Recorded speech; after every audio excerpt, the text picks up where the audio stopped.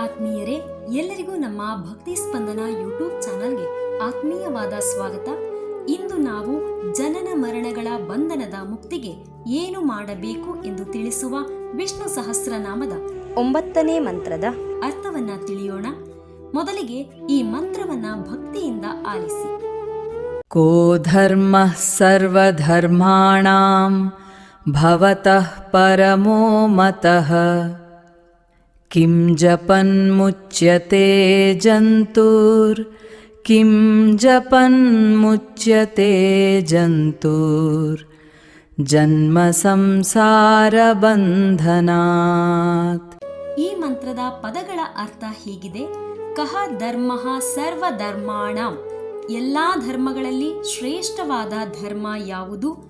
ಭವತಃ ಪರಮಃ ಮತಃ, ಅಂದರೆ ನಿಮ್ಮ ಅಭಿಪ್ರಾಯದಲ್ಲಿ ಉತ್ತಮವಾದದ್ದು ಯಾವುದು? ಕಿಂ ಜಪನ್, ಯಾವ ಜಪವನ್ನ ಮಾಡಿದರೆ? ಮುಚ್ಯತೆ ಜಂತುಹು, ಜೀವಿ ಮುಕ್ತನಾಗುತ್ತಾನೆ. ಜನ್ಮ ಸಂಸಾರ ಬಂಧನಾತ್, ಜನನ ಮರಣಗಳ ಬಂಧನದಿಂದ. ಅಂದರೆ ಇದರ ಅರ್ಥವನ್ನ ಸರಳವಾಗಿ ಈ ರೀತಿಯಾಗಿ ಹೇಳಬಹುದು: ಎಲ್ಲ ಧರ್ಮಗಳಲ್ಲಿ ಶ್ರೇಷ್ಠವಾದ ಧರ್ಮ ಯಾವುದು?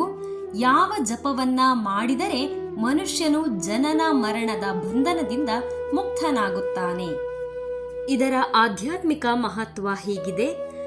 ಈ ಶ್ಲೋಕದಲ್ಲಿ ಧರ್ಮದ ಅಂತಿಮ ಗುರಿ ಹೇಳಲಾಗಿದೆ. ಮೋಕ್ಷ. ಧರ್ಮವು ಕೇವಲ ಕರ್ತವ್ಯ ಅಲ್ಲ, ಅದು ಆತ್ಮಮುಕ್ತಿಗೆ ಮಾರ್ಗ. ಕಿಂ ಜಪನ್ ಎಂಬ ಪ್ರಶ್ನೆ ನಾಮಸ್ಮರಣೆಯ ಮಹತ್ವವನ್ನ ಸೂಚಿಸುತ್ತದೆ. ಹಿಂದೂ ಧರ್ಮದಲ್ಲಿ ದೇವರ ಹೆಸರನ್ನ ಜಪಿಸುವುದು ಅತ್ಯಂತ ಶ್ರೇಷ್ಠ ಸಾಧನೆ. ಸಂಸಾರದ ಬಂಧನದಿಂದ ವಿಮುಕ್ತಿ. ಜನನ ಮರಣದ ಚಕ್ರವೇ ಸಂಸಾರ.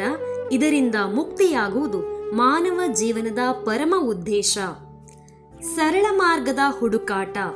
ಯುಧಿಷ್ಠಿರನು ಕಷ್ಟದ ಸಾಧನೆ ಕೇಳುವುದಿಲ್ಲ, ಮುಕ್ತಿ ಪಡೆಯಲು ಸರಳವಾಗಿ ಆಚರಿಸುವ ಮಾರ್ಗ ಯಾವುದು ಎಂದು ಕೇಳುತ್ತಾನೆ. ಇದು ನಮಗೆ ಭಕ್ತಿ ಮತ್ತು ಜಪವೇ ಸುಲಭ ಮಾರ್ಗ ಎಂದು ತಿಳಿಸುತ್ತದೆ. ಇದರ ಸಾರಾಂಶವನ್ನ ಹೀಗೆ ವಿವರಿಸಬಹುದು: ಈ ಶ್ಲೋಕದಲ್ಲಿ ಪ್ರಮುಖವಾಗಿ 2 ಪ್ರಶ್ನೆಗಳನ್ನ ಕೇಳಲಾಗುತ್ತದೆ. ಒಂದು, ಅತ್ಯುತ್ತಮ ಧರ್ಮ ಯಾವುದು?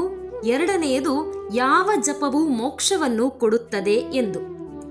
ಇದರ ಉತ್ತರವಾಗಿ ಭೀಷ್ಮರು ಮುಂದೆ ವಿಷ್ಣು ನಾಮಸ್ಮರಣೆಯನ್ನು ಶ್ರೇಷ್ಠ ಮಾರ್ಗ ಎಂದು ಹೇಳುತ್ತಾರೆ. ಅಂದರೆ ವಿಷ್ಣು ಸಹಸ್ರನಾಮವನ್ನು ಶ್ರೇಷ್ಠ ಮಾರ್ಗ ಅಂತ ಹೇಳ್ತಾರೆ.